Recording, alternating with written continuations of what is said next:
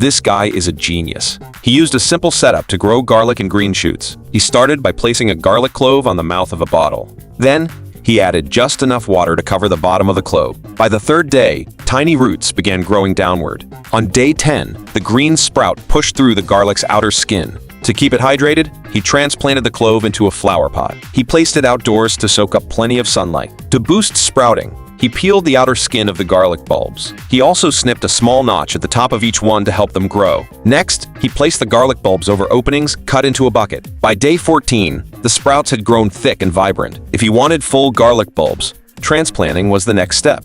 He removed the garlic from water and separated the cloves. Then, he planted them about 2 inches apart in the soil. Garlic planting time depends on the local climate and the variety. It's usually planted in the spring or fall. You can harvest the green shoots after about 3 months. But if you're aiming for full garlic bulbs, it takes around 8 months. What do you think of this simple garlic